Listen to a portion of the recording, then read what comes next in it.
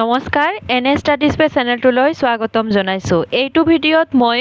Class 10ৰ সমাজ বিজ্ঞানৰ তিনিটা পাৰ্ট যে আছে ইতিহাস, ভূগোল আৰু ৰাজনীতি বিজ্ঞান আৰু অৰ্থনীতি বিজ্ঞান, এই তিনিটা বুকৰ পৰা তোমালোকৰ হাফ ইয়াৰলি এক্সামত আহিব পৰা যিমানখিনি ইম্পৰ্টেণ্ট টপিক আছে আৰু কমন কোৱেশ্চন আছে সেইখিনি মই আলোচনা কৰিম আৰু লগতে তোমালোকক কৈ যাম যে পাঠৰ ভিতৰৰ পৰা কোনবিলাক বস্তু তোমালোকে পঢ়িব লাগিব যৰ পৰা মানে এমচিকিউ হোৱাৰ চান্স আছে মই গোটেইখিনিয়ে তোমালোকক কৈ যাম। আজিকালি যেহেতু সমাজ বিজ্ঞানটো এছএছএলসি 26ৰ কাৰণে বা 25ত যিটো এক্সাম হৈ গ'ল 26ৰ কাৰণেও যি আহিব অলপ মানে টাফ হ'ব। একচুৱেলি টাফ নহয়, তোমালোকে সেইটো টাফ বুলি ভাবিব পাৰা, কিন্তু কি হয় ভিতৰৰ পৰা কোৱেশ্চনখিনি অলপ বেছি দি দিয়ে। তোমালোকৰ এইটোৰ পৰা বাচিবৰ কাৰণে এটাই উপায় হৈছে তোমালোকে চেপ্টাৰটো যিমান পাৰা চেপ্টাৰকেইটা ৰিডিং পঢ়িবা। যিমান বেছি ৰিডিং পঢ়িবা তোমালোকে মানে এনসাৰ সিমানে কৰিব পাৰিবা, পৰীক্ষাত মিছ নহয়। কেনেকুৱা ধৰণৰ বস্তুবোৰ তোমালোকে কিতাপৰ ভিতৰৰ পৰা মুখস্থ কৰিব লাগিব মই তোমালোকক এইটো ভিডিঅ'ত কৈ যাম। আৰু যিবিলাক বস্তু বাৰে বাৰে ৰিপিট হৈ আছে মই পুৰণি কোৱেশ্চন পেপাৰ চাইছোঁ, সেইবিলাক চাই মই তোমালোকক মানে কৈ যাম যে কোনখিনি বস্তু কমন আহে আৰু ইম্পৰ্টেণ্ট হয়। ইয়াতে মই তোমালোকক কোৱা নাই যে এইখিনি পঢ়িলে তোমালোকে মানে 100 পাবা, 90 পাবা বা 99% 100% কমন আহিব।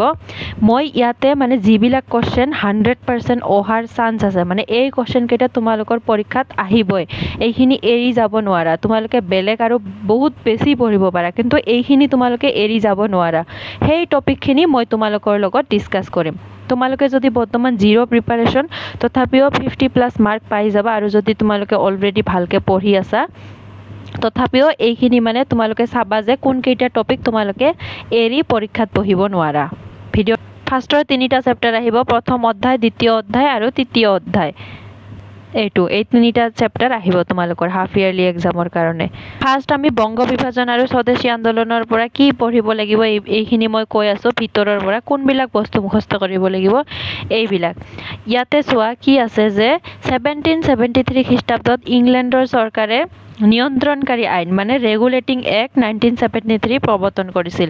এইটোৰ পৰা কি হ'ল, গভৰ্ণৰৰ যোনটো পদ আছিল সেই পদটো গভৰ্ণৰ জেনেৰেল পদলৈ উন্নীত কৰা হ'ল। তাৰপিছত এই বক্সৰ ভিতৰত যিখিনি এডিশ্যনেল ইনফৰমেশ্যন দিয়া থাকে সেইখিনি তোমালোকে পঢ়িবই লাগিব, কাৰণ আজিকালি ভিতৰৰ পৰা আগৰবাৰ ৰংঘৰ কিবা কিবি যে কোৱেশ্চন দিছিল এইবিলাক বক্সৰ ভিতৰতে তোমালোকক যে দিয়ে সেইবিলাকৰ পৰাই কোৱেশ্চন দিছিল। কিন্তু এই বক্সৰ ভিতৰত ইয়াতে চোৱা, মোগল সম্ৰাট শ্বাহ আলম আৰু ৰবাৰ্ট ক্লাইভৰ মাজত সম্পন্ন হোৱা কি চুক্তি হৈছিল, এলাহাবাদ সন্ধি হৈছিল বা এলাহাবাদ চুক্তি হৈছিল, কিমান চনত হৈছিল, এই ভিতৰৰ পৰা এইবিলাক বস্তু তোমালোকে মনত ৰাখিব লাগিব। মই গোটেইখিনিয়ে কৈ যোৱা নাই, তোমালোকক জাষ্ট আইডিয়া দিছোঁ যে কেনেধৰণৰ বস্তু তোমালোকে ভিতৰৰ পৰা পঢ়িব লাগিব। ইয়াতে চোৱা কি কৈছিল, যেতিয়া মানে ব্ৰহ্মপুত্ৰ উপত্যকাৰ 6খন জিলাক মানে একেলগ কৰি অসম নামৰ এখন প্ৰদেশ গঠন কৰিছিল। তোমালোকক পৰীক্ষাত এই 6খন ডিষ্ট্ৰিক্ট, ইয়াৰ পৰা 6খন ডিষ্ট্ৰিক্টৰ 3খন দি এখন বেলেগ ডিষ্ট্ৰিক্ট দি সুধিব পাৰে যে এই ডিষ্ট্ৰিক্টখন আছিল নে নাছিল, নাইবা আজিকালি 2-3টা উক্তি দিয়ে, উক্তি দি সোধে যে ওপৰৰ কোনটো উক্তি সত্য কোনটো মিছা। তোমালোকক দিব পাৰে যে গোৱালপাৰা, কামৰূপ, নগাঁও, দৰং এইকেইটা ডিষ্ট্ৰিক্টক সংলগ্ন কৰা হৈছিল, আৰু দিব পাৰে যে এই অসম নামৰ প্ৰদেশখনৰ কিমান মাটিকালি কিমান আছিল এইটো, নাইবা জনসংখ্যা এইটো আছিল। এইবিলাক শুদ্ধ নে অশুদ্ধ তোমালোকে যদি ইয়াৰ পৰা মুখস্থ কৰা তেতিয়াহে তোমালোকে এনসাৰ কৰিব পাৰিবা, নহ'লে কেনেকৈ কৰিবা। তাৰপিছত এই অসম নামৰ প্ৰদেশখনৰ কি পদ দিয়া হৈছিল, মুক্ত আয়ুক্ত এটা পদ মুকলি কৰি দিয়া হৈছিল, আৰু এইটো ফাৰ্ষ্ট কোন আছিল, কৰ্ণেল R.H. কিটিংছ। কিমান চনত দায়িত্বভাৰ গ্ৰহণ কৰিছিল, এইটো চনত। তাৰপিছত এই বক্সৰ ভিতৰৰ পৰা এইবিলাক পঢ়িবা। বৰ্তমান যদি তোমালোকৰ পঢ়াৰ টাইম নাই, যিমানখিনি পাৰা সিমান পঢ়িবা, কিন্তু মই বাৰে বাৰে কৈছোঁ হাফ ইয়াৰলি এক্সাম যেনে তেনে যোৱাৰ পিছত তোমালোকে আৰু টাইম ৱেষ্ট নকৰিবা। মাত্ৰ 3-4 মাহ আছে, যিমান পাৰা ছ'চিয়েল ছায়েন্সৰ চেপ্টাৰবিলাক ৰিডিং পঢ়া। কোৱেশ্চনখিনিতো পঢ়িবাই, কোৱেশ্চনখিনিতকৈ তোমালোকে চেপ্টাৰবিলাক ৰিডিং পঢ়াৰ ওপৰত গুৰুত্ব বেছি দিয়া। মই বাৰে বাৰে কৈছোঁ, নহ'লে সমাজ বিজ্ঞান এক্সাম কিন্তু বেয়া হ'ব, আৰু 1 নম্বৰ যদি কম পোৱা তেতিয়াহ'লে কিন্তু ফেইল। তোমালোকে ভাবিব পাৰা যে এটাত তোমালোকে 13 পাইছা আৰু এটাত তোমালোকে 12 পাইছা আৰু এটাত তোমালোকে যদি 50 মাৰ্কছ পোৱা তথাপিও 45 পোৱা তথাপিও পাছ কৰিব নোৱাৰা 1 মাৰ্ক কম হ'লে তোমালোকে সাবজেক্টত ফেল কৰি যাবা সেইকাৰণে বাৰে বাৰে কৈছো মই ভিতৰৰ পৰা যিমান পাৰা ৰিডিং পঢ়া তাৰ পিছত উত্তৰ পূব বংগৰ 15খন জিলা অসমৰ সৈতে সংলগ্ন কৰি পূৰ্ব বংগ আৰু অসম নামেৰে নামকৰণ কৰা হৈছিল আৰু পশ্চিম খণ্ডৰ সৈতে বিহাৰ উৰিষ্যা আৰু চট্টনাগপুৰক আগৰ দৰে সংযোগ ঘটাই আনখন বংগ প্ৰদেশ সৃষ্টি কৰা হৈছিল এইবিলাক সকলোবিলাক পঢ়িব লাগিব তোমালোকে পূৰ্ব বংগ আৰু অসম প্ৰদেশৰ ৰাজধানী কি আছিল ঢাকা ইয়াৰ পৰা মূল কথাৰ পৰাটো তোমালোকে গোটেইখিনি পঢ়িবাই কিন্তু এইখিনি বেছি ইম্পৰ্টেন্ট হয় সেইকাৰণে মই দাগ দি দিছো চাই লবা আমি কোশ্চেনখিনি আলোচনা কৰো অতি সম উত্তৰৰ প্ৰশ্ন যিমানখিনি আছে যেহেতু 1 নম্বৰৰ এইবিলাক এমসিকিউ হিচাপতো দিব পাৰে গোটেইখিনি মুখস্থ কৰিবা তাৰ পিছত সম উত্তৰৰ প্ৰশ্ন 1 নম্বৰটো তোমালোকে পঢ়িবা 4 নম্বৰটো পঢ়িবা 7 নম্বৰটো পঢ়িবা আৰু 8 নম্বৰটো পঢ়িবা আৰু সমুটকা এইবিলাক মানে তোমালোকে মুখস্থ কৰাৰ কাৰণে পঢ়িব নালাগে এমসিকিউ হিচাপত দিব পাৰে নাইবা ৰবীন্দ্ৰনাথ ঠাকুৰৰ বিষয়ে কিবা এটা কোশ্চেন সুধি দিব পাৰে সেই কাৰণে ৰবীন্দ্ৰনাথ ঠাকুৰ আৰু এলিজাবেথ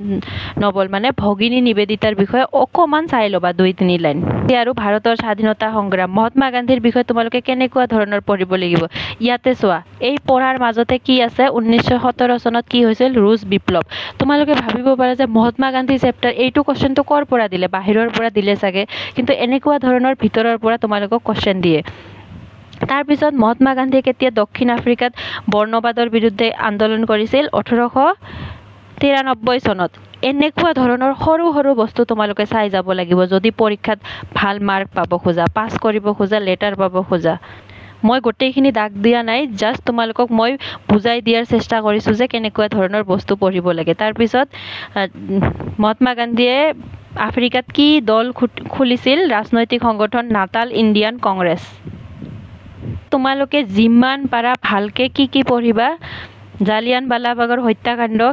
খিলাফতটো ইমান বেছি নালাগে জাস্ট খিলাফত আন্দোলন কোনে আৰু কিয় হৈছিল এইখিনি চাই লবা কিন্তু অসহযোগ আন্দোলন ইয়াতে যে আন্দোলন কেইটা আছে অসহযোগ আন্দোলন ভাৰত ত্যাগ আন্দোলন আইন অমান্য আন্দোলন এই আন্দোলন চাৰিটা তোমালোকে বহুত ভালকে মুখস্থ কৰিব লাগিব আৰু এই আন্দোলন চাৰিটাৰ পৰাই যিমান পাৰে তোমালোকৰ এমসিকিউ আহিব আৰু কোশ্চেন ডাঙৰ কোশ্চেন ইয়াৰ পৰা এটা আহিবই হয় অসহযোগ আন্দোলন নাইবা ভাৰত ত্যাগ নাইবা আইন অমান্য কিবা এটা আহিবই আৰু দ্বিতীয় ঘূৰণীয়া মেজমেল তোমালোকে এইটো পঢ়িবা যে দ্বিতীয় ঘূৰণীয়া মেজমেলত কোনে মানে অংশগ্ৰহণ কৰিছিল কিহৰ টপিকৰ ওপৰত এইটো হৈছিল গান্ধী ডাৰউইন চুক্তিত কি হৈছিল এই সৰু সৰু বস্তুবিলাক জানি ল'বা তোমালোকে ক্ৰিপছ মিছনক এইটো কোনে কৈছিল কিয় কৈছিল এটা দেউলিয়া বেংকৰ এখন দিন অকলা চেক পোষ্ট ডেটেড চেক বুলি কৈছিল মহাত্মা গান্ধী এইটো কিয় কৈছিল এই কোশ্চেনটো মই কোনবা এখন মেট্ৰিক পৰীক্ষা চাইছো তোমালোকৰ অতি সম উত্তৰৰ প্ৰশ্ন যিমান আছে গোটেইখিনিয়ে পঢ়িব লাগিব কাৰণ এইবিলাকৰ পৰাই তোমালোকৰ এমসিকিউ কোশ্চেন দিয়ে ভালেখিনি এমসিকিউ কোশ্চেন দিয়ে তোমালোকে কিতাপত আছে বুলি ইগনৰ মাৰি যোৱা ডাইৰেক্ট এমসিকিউ পঢ়া কিন্তু এইবিলাকৰ পৰা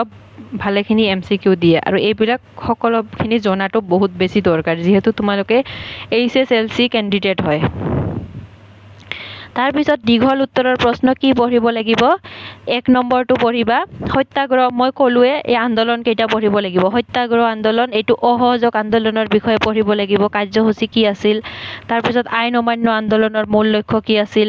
এই মূল বৈশিষ্ট্য কি পৰিস্থিতিত ভাৰত ত্যাগ আন্দোলন হৈছিল সত্যাগ্ৰহ অসহযোগ আইন অমান্য ভাৰত ত্যাগ এই চাৰিটা আন্দোলনৰ বিষয়ে তোমালোকে যদি পঢ়ি যোৱা ইয়াৰ পৰাই কোশ্চেন আহিব অসমত ব্ৰিটিছ বিৰোধী জাগৰণ আৰু কৃষক বিদ্ৰোহ অসমত ব্ৰিটিছ বিৰোধী আন্দোলন কেতিয়াৰ পৰা হৈছিল ভাৰতবৰ্ষত যেতিয়া 1857 চনত বিদ্ৰোহ হৈছিল 1857 চনত কি হৈছিল সিপাহী বিদ্ৰোহ এই সিপাহী বিদ্ৰোহৰ সুযোগ লৈ মণিৰাম দেৱানে কিছুমান মানে ব্ৰিটিছ খেদোৱা কাম কৰিব বিচাৰিছিল কিন্তু মণিৰাম দেৱান ব্যৰ্থ হল আৰু ফাঁসি দিয়া হল গমধৰ কোঁৱৰ আৰু মণিৰাম দেৱানক আনন্দৰাম ঢেকিয়াল ফুকনেও এইবিলাকৰ বিষয়ে খাজানাৰ বিষয়ে কাক উল্লেখ কৰিছিল মফট মিলছ এইবিলাক সৰু সৰু বস্তু কিন্তু জানিব লাগিব কিমান আন্দোলন আছে, কৃষক আন্দোলন, এই সকলোবিলাক আন্দোলন তোমালোকে ভালকৈ পঢ়িব লাগিব। আৰু এইখিনি তোমালোকে ৰিডিং পঢ়িবা যিমান পাৰা। অসমত 1857 চনৰ বিদ্ৰোহৰ কি প্ৰভাৱ হৈছিল, তাতে মণিপুৰৰ বিষয়ে তোমালোকে ভালেখিনি জানি ল'বা। বীৰ টিকেন্দ্ৰজিত, তাৰপিছত মণিপুৰৰ আন্দোলন কি হৈছিল, এইটোও অলপ ইম্পৰ্টেণ্ট হয়। তোমালোকক এইবিলাক মানে ভিতৰৰখিনি পঢ়ি দিয়া নাই, তোমালোকে নিজে নিজে পঢ়ি ল'বা। ইমানখিনি পঢ়ি দিয়াটো সম্ভৱ নহয়। মূল কথাখিনি তোমালোকে পঢ়িবা ভালকে। আৰু ইয়াতে অতি চমু উত্তৰৰ প্ৰশ্ন যিমানখিনি আছে গোটেইখিনিয়ে তোমালোকে পঢ়িব লাগিব। আৰু দীঘল উত্তৰৰ প্ৰশ্ন কি পঢ়িবা, 1 নম্বৰটো পঢ়িবা, 3 নম্বৰটো পঢ়িবা, 4 নম্বৰটো পঢ়িবা। 3 নম্বৰটো কি কৈছে, কি কাৰণত অসমত এইটো বিদ্ৰোহ ব্যৰ্থ হৈছিল। 1857-58 চনৰ যে বিদ্ৰোহটো ব্যৰ্থ হৈছিল, কি কাৰণত ব্যৰ্থ হৈছিল, এইটো অসফল হৈছিল। আৰু 1857-58 চনৰ বিদ্ৰোহৰ কাৰণ সম্পৰ্কে, কিহৰ কাৰণে এইটো বিদ্ৰোহ হৈছিল, কি কাৰণত বিদ্ৰোহ হৈছিল, মানে খাজানা বেছি কি কৰি দিয়া হৈছিল, ইমানে খাজানা ঠিক কৰি দিয়া হৈছিল যে অসমৰ মানুহবিলাকে নিজৰ ল'ৰা ছোৱালীক একমুঠি চাউলৰ কাৰণে নিজৰ ল'ৰা ছোৱালী পৰ্যন্ত বিক্ৰী কৰিব লগা হৈছিল। আৰু কিছুমান কাৰণ আছে এইটো। তাৰপিছত কিয় ব্যৰ্থ হৈছিল এইটো। 1857 চনৰ বিদ্ৰোহৰ গুৰুত্ব সম্পৰ্কে, এইটো ইমান বেছি ইম্পৰ্টেণ্ট নহয়। ফাৰ্ষ্টৰ 1 নম্বৰটো আৰু 3 নম্বৰটো বেছি ইম্পৰ্টেণ্ট হয়। তাৰপিছত ইয়াতে মই ফুলগুৰি ধাৱা বা পত্ৰুঘাট এইবিলাক বিদ্ৰোহ মই পঢ়িব দিয়া নাই, কাৰণ এই যে চমু টকাত আছে, চমু টকাত এইবিলাক ফুলগুৰি ধাৱা, লাচিমাৰ কৃষক বিদ্ৰোহ, পত্ৰুঘাটৰ ৰণ, মণিৰাম দেৱান, অসমত ইংৰাজে প্ৰৱৰ্তন কৰা ৰাজহ ব্যৱস্থা, এই যিমানবিলাক আছে, ফুলগুৰিৰ ধাৱা কেতিয়া হৈছিল, কিহৰ কাৰণে হৈছিল, কোনে লিড লৈছিল, কিমান চনত হৈছিল, কোনখন ঠাইত হৈছিল, ফুলগুৰি ক'ত হয়, এই সকলোবিলাক ডিটেইলছত ইয়াতে তোমালোকে পঢ়িব লাগিব। ফুলগুৰিৰ ধাৱাত আহিবই, এই কোৱেশ্চনটো আহিবই। পত্ৰুঘাটৰ ৰণ, এইটোও বহুত ইম্পৰ্টেণ্ট হয়। আৰু 1 নম্বৰটো অসমত ইংৰাজে প্ৰৱৰ্তন কৰা ৰাজহ বিদ্ৰোহ, এইখিনি তোমালোকে ভালকৈ পঢ়ি ল'বা। ইতিহাসৰ কাৰণে এইখিনিয়ে কোৱেশ্চন আছিল, কিন্তু ভিতৰৰ পৰা যিমান পাৰা তোমালোকে পঢ়িব লাগিব। মই বাৰে কৈছোঁ। এটাত আহিব অৰ্থনৈতিক ভূগোল, বিষয়বস্তু আৰু সম্পদ, পৰিৱেশ আৰু পৰিৱেশৰ সমস্যা, এই 2টা চেপ্টাৰ আহিব। এইবিলাক যে মই ভিতৰত এইবিলাক দাগ দিছোঁ, এইবিলাক এনচাৰ হয়। তোমালোকৰ এইটো চেপ্টাৰত যিমানখিনি কোৱেশ্চন আছে, মানে এটা কোৱেশ্চন কৰিলে ভালেকেইটা প্ৰশ্নৰ মানে উত্তৰ হৈ যাব। এইবিলাক তোমালোকে মুখস্থ কৰি ল'বা। অৰ্থনৈতিক ভূগোলৰ শাখা, কৃষি ভূগোল, উদ্যোগিক ভূগোল, সম্পদ ভূগোল, পৰিবহণ ভূগোল, বজাৰ ভূগোল, পৰিকল্পনা আৰু উন্নয়ন ভূগোল, পৰ্যটন ভূগোল আহিবই। এইকেইটা মুখস্থ কৰিবই লাগিব তোমালোকে। আৰু এইটো সম্পদৰ শ্ৰেণী বিভাজন, সম্পদ কেনেদৰে শ্ৰেণী বিভাগ কৰা হয়। সৃষ্টি প্ৰক্ৰিয়া অনুসৰি সম্পদক কেইটা ভাগত ভাগ কৰা হয়, 2টা, প্ৰাকৃতিক সম্পদ, মানৱ সৃষ্ট সম্পদ। গঠন অনুসৰি জীৱীয় সম্পদ, অজীৱীয় সম্পদ। আৰু স্থায়িত্ব অনুসৰি বা উপলব্ধ অনুসৰি নৱীকৰণযোগ্য আৰু অনৱীকৰণযোগ্য। আৰু মালিকী স্বত্বক ভিত্তি কৰি 3টা ভাগত ভগোৱা হয়, ব্যক্তিগত, জাতীয় সম্পদ, আন্তৰ্জাতিক সম্পদ। আৰু এই সম্পদবিলাক মানে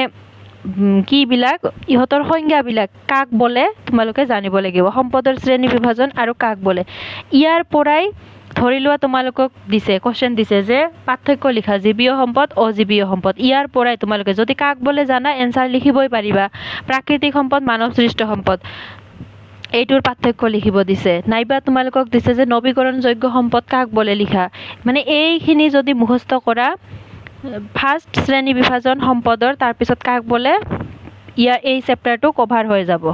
তাতে তোমালোকে এইখিনি মুখস্থ কৰিব লাগিব। অৰ্থনৈতিক ভূগোলৰ সংজ্ঞা ইয়াতে দিয়াই আছে। তাৰপিছত অৰ্থনৈতিক ভূগোলৰ প্ৰধান শাখা মই আগতে ক'লোঁ। সম্পদৰ সংজ্ঞা, সম্পদ কাক বোলে এইটো জানিব লাগিব।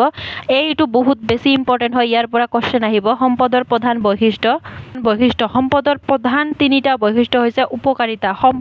সম্পদৰ উপকাৰিতা গুণ আছে, সম্পদৰ কাৰ্যকাৰিতা গুণ আছে, আৰু সম্পদ পৰিৱৰ্তনশীল। এইটোৱে জানিব লাগিব তোমালোকক। তাৰপিছত সম্পদৰ প্ৰকাৰ, মইতো বহুত ধুনীয়াকৈ সম্পদৰ শ্ৰেণী বিভাজনটো আগত দেখাই দিলোঁ, কিন্তু মেইনলি প্ৰাকৃতিক সম্পদ, মানৱ সৃষ্ট সম্পদ আৰু মানৱ সম্পদ, এই 3টা কাক বোলে জানিব লাগিব।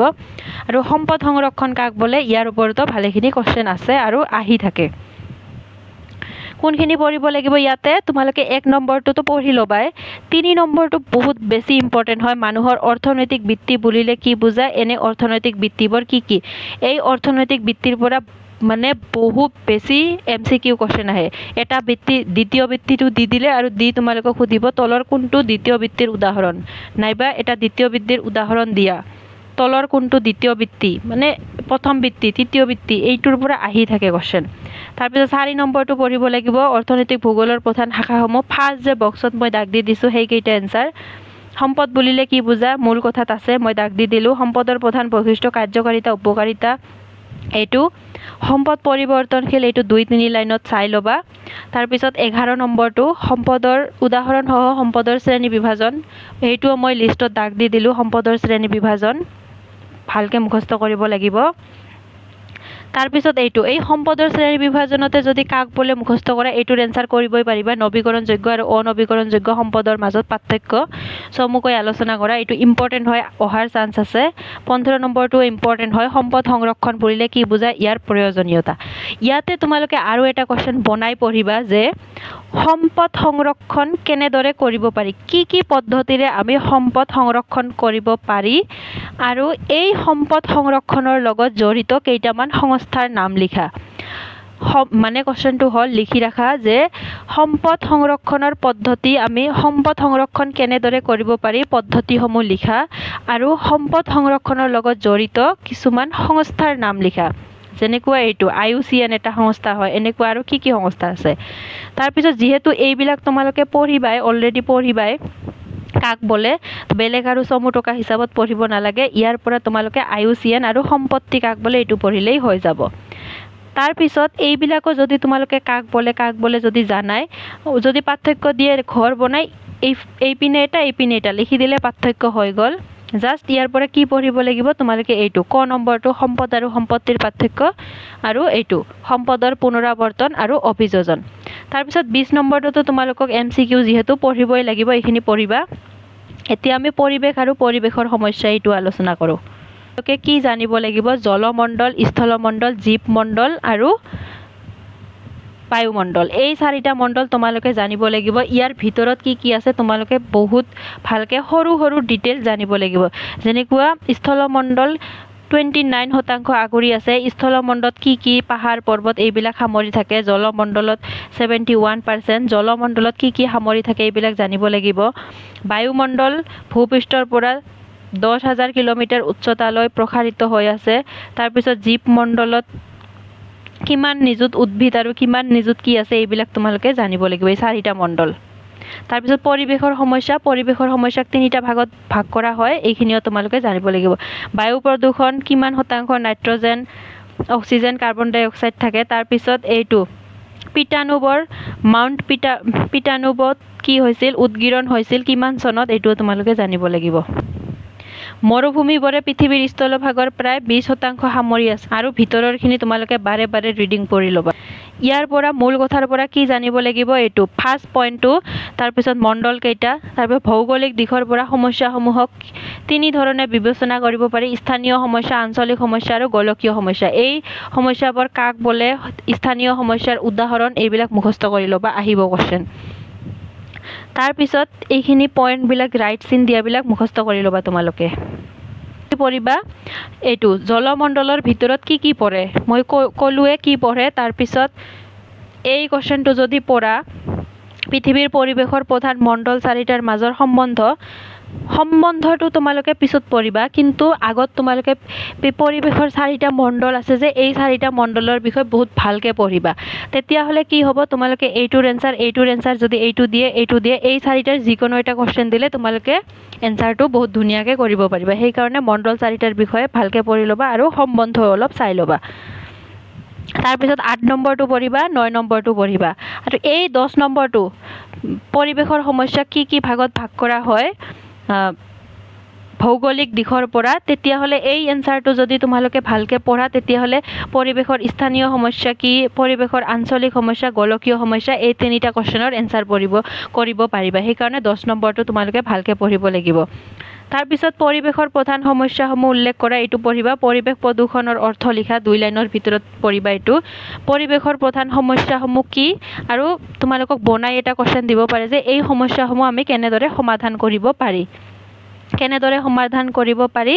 তো অলপ চাই ল'বা পৰিবেশৰ সমস্যা আমি কেনেদৰে সমাধান কৰিব পাৰি তো এইবিলাক যদি দিয়ে কিবা কাৰণত দিয়াৰ চান্স নাই যদি দিয়ে তোমালোকে লিখিবই পাৰিবা এই 19 নম্বৰটো ইম্পৰ্টেণ্ট হয় মৰুভূমি কাক বোলে মৰুকৰণৰ সংজ্ঞা দিয়া তাৰপিছত 23 নম্বৰটো গোলকীয় উত্তাপ বৃদ্ধিয়ে কি ধৰণৰ সমস্যাৰ সৃষ্টি কৰে গোলকীয় উত্তাপ বৃদ্ধি ৰোধ কৰাৰ উপায় কি এইখিনি পঢ়িলেই হৈ যাব তোমালোকে এই ভূগোলৰ পৰা বেলেগ আৰু পঢ়িব নালাগে এইটো পাৰ্টৰ পৰা ৰাজনীতি বিজ্ঞানৰ পৰা এটা অধ্যায় আহিব ভাৰতীয় গণতন্ত্ৰ আৰু অৰ্থনীতি বিজ্ঞানৰ পৰা এটা অধ্যায় আহিব মুদ্ৰা আৰু বেংক ব্যৱস্থা এতিয়া আমি এইখিনিৰ ইম্পৰ্টেণ্ট কোৱেশ্চনখিনি আলোচনা কৰোঁ ভাৰতীয় গণতন্ত্ৰৰ পৰা ভিতৰৰ পৰা যিমানখিনি তোমালোকে ইম্পৰ্টেণ্ট বুলি ভাবা এইখিনি তোমালোকে পঢ়ি ল'বা মানে এটলিষ্ট তোমালোকে এই চেপ্টাৰটো 2-3 বাৰ হ'লেও ৰিডিং পঢ়ি ল'বা ফাৰ্ষ্ট তোমালোকে এবাৰ ৰিডিং পঢ়িবা তোমালোকে এটা কাঠ পেঞ্চিল নাইবা ৰেড পেন লৈ ল'বা যিখিনি ইম্পৰ্টেণ্ট ফিল হয় সেইখিনি দাগ দি ৰাখিবা তাৰ পিছত কি কৰিবা হাতত এটা হাইলাইটাৰ লৈ ল'বা লৈ সেকেন্ড বাৰ ৰেড পেন দিয়াখিনি দাগ দিবা মানে ৰেড পেন দিয়াখিনি যে আছে সেইখিনি ৰিডিং কৰিবা তাৰ পিছত আকৌ যিখিনি ইম্পৰ্টেণ্ট লাগিছে সেইখিনি তোমালোকে হাইলাইটাৰ দি হাইলাইট কৰিবা এইটো হৈছে পঢ়াৰ টেকনিক বাৰে বাৰে গোটেইখিনিয়ে তোমালোকে পঢ়ি থাকিব নালাগে মূল কথা যিখিনি কথা কৈছে গোটেইখিনি ইম্পৰ্টেণ্ট হয় সংবিধান কেতিয়া কি কৰা হৈছিল বলবৎ হৈছিল তাৰ পিছত 35 চনৰ ভাৰত চৰকাৰ আইন স্থাপনাত থকা গুৰুত্বপূৰ্ণ শব্দ কেইটা এইটো ইম্পৰ্টেণ্ট হয় এইটো হয় এইখিনি তোমালোকে পঢ়িবা ইয়াতে তোমালোকে অতি সম উত্তৰৰ প্ৰশ্ন যিমানখিনি আছে গোটেইখিনিয়ে পঢ়িব লাগিব যেহেতু এটা লাইন এটা শব্দত হয় এনসাৰখিনি এইখিনিতো তোমালোকে পঢ়িবই লাগিব তাৰ পিছত সম উত্তৰৰ প্ৰশ্ন তোমালোকে এইখিনি পঢ়িবা 1 নম্বৰটো 4 নম্বৰটো 5 নম্বৰটো 6 নম্বৰটো আৰু 2 নম্বৰটো অলপ চাই ল'বা যে কি আইনৰ ভিত্তিত এই শাসনটো চলিছিল আৰু আইনখন কোনে প্ৰস্তুত কৰিছিল এইটো অলপ চাই ল'বা অহাৰ চান্স আছে তাৰ পিছত দীঘল উত্তৰৰ প্ৰশ্ন তোমালোকে এইটো বহুত বেছি ইম্পৰ্টেণ্ট হয় এইটো মানে কি হয় তোমালোকে জানিব লাগিব যে সাৰ্বভৌম মানে কি বুজায় সমাজবাদী মানে কি বুজায় ধৰ্মনিৰপেক্ষ মানে কি বুজায় গণতান্ত্ৰিক গণৰাজ্য এইকেইটা দুই লাইনত তোমালোকে শিকিব লাগিব যে এই শব্দকেইটা মানে কি বুজায় তেতিয়াহ'লে তোমালোকে এই কোৱেশ্চনটো নিদিয়াকৈ তোমালোকক দিব পাৰে যে সাৰ্বভৌম মানে কি নাইবা ধৰ্মনিৰপেক্ষ মানে কি সমাজবাদী মানে কি সেইকাৰণে এই কোৱেশ্চনটো বহুত বেছি ইম্পৰ্টেণ্ট হয় তাৰপিছত ভাৰতবৰ্ষৰ যুক্তৰাষ্ট্ৰীয় ব্যৱস্থাৰ বৈশিষ্ট্যসমূহ যুক্তৰাষ্ট্ৰীয় ব্যৱস্থাৰ কিছুমান বৈশিষ্ট্য আছে তোমালোকে যদি এইটো বহলাই লিখিব নোৱাৰা জাষ্ট পইণ্টটো যুক্তৰাষ্ট্ৰীয় ব্যৱস্থাৰ কি বৈশিষ্ট্য আছে এই পইণ্টটো তোমালোকে মানে ধৰি লোৱা মই এটা এক্সাম্পলত কৈছোঁ যুক্তৰাষ্ট্ৰীয় ব্যৱস্থাৰ এটা বৈশিষ্ট্য হ'ল যে ক্ষমতাৰ পৃথকীকৰণ ক্ষমতাটো ভাগ কৰি দিয়া হয় তোমালোকে এই ক্ষমতাৰ পৃথকীকৰণখিনিয়ে মনত ৰাখি যাবা তাৰ পিছৰ পইণ্টটো এনেকৈ 1 2 3 4 5টামান পইণ্টত লিখি আহিবা যদি এইটো বহলাই লিখিব নোৱাৰা তথাপিও পইণ্টকেইটা মনত ৰাখিবা তাৰপিছত সংসদীয় পদ্ধতিৰ চৰকাৰৰ উল্লেখযোগ্য বৈশিষ্ট্য ছেম তেনেকৈ সংসদীয় পদ্ধতিত কি থাকে সংবিধান থাকে তাৰপিছত এইবিলাক মনত ৰাখিবা তোমালোকে পইণ্টখিনি এনেকৈ বহলাই লিখিব নোৱাৰিলেও এই পইণ্টখিনি পৰীক্ষাত লিখি আহিলেও মাৰ্ক মানে কাটিব নোৱাৰে সহজতে যদি শুদ্ধভাৱে লিখা তাৰপিছত আমি মুদ্ৰা আৰু বেংক ব্যৱস্থা এই চেপ্টাৰটো অধ্যয়ন কৰোঁ ইয়াতে তোমালোকে কি জানিব লাগিব বিনিময় প্ৰথা কি হয় এইবিলাক ভালকৈ জানিব লাগিব বিনিময় প্ৰথাৰ অসুবিধা মুদ্ৰাৰ কাৰ্যাৱলী কি হয় এইটো বহুত বেছি ইম্পৰ্টেণ্ট হয় তাৰপিছত এইবিলাক যে মুদ্ৰা আছে মুদ্ৰাৰ প্ৰকাৰ তোমালোকে বিশেষকৈ বিহিত মুদ্ৰা অবিহিত মুদ্ৰা এইবিলাকৰ এটা উদাহৰণ চাই ল'বা বেলেগ একো নাচালেও এইবিলাকৰ মানে উদাহৰণ তোমালোকে চাই ল'বা MCQত দিব পাৰে তাৰপিছত এইবিলাক যে সৰু বস্তু বেংক অফ ভেনিছ তাৰপিছত bank of Hindustan first bank আছিল গুৱাহাটী বেংক অসমৰ ফাৰ্ষ্ট বেংকটো গুৱাহাটী বেংক এইবিলাক তোমালোকে জানিব লাগিব বেংকৰ শ্ৰেণী বিভাজন কেন্দ্ৰীয় বেংক বাণিজ্যিক বেংক এই সৰু ভিতৰৰ কোৱেশ্চনবিলাক তোমালোকে জানিব লাগিব এইবিলাকৰ ফুল ফৰ্মবিলাক তোমালোকে পঢ়ি ল'বা ইডবি নাবাৰ্ড এইবিলাকৰ ফুল ফৰ্ম আহিব পাৰে MCQত আৰু এইবিলাক কেতিয়া গঠন হৈছিল আৰু ইহঁতৰ হেডকোৱাৰ্টাৰ ক'ত যেনেকৈ নাবাৰ্ড কেতিয়া গঠন হৈছিল হেডকোৱাৰ্টাৰ ক'ত এইবিলাক তোমালোকে জানিব লাগিব এই সম উত্তৰৰ প্ৰশ্ন গোটেইখিনিয়ে তোমালোকে পঢ়িব লাগিব এইবিলাক একেবাৰে ইজি হয় সৰু হয় জাষ্ট এইটো বিনিময় প্ৰথা মুদ্ৰা কি এইবিলাক অকণমান 2-3 লাইনত পঢ়িব লাগিব আৰু এইটো তোমালোকে যদি এনচাৰটো পঢ়া ইয়াতে তলত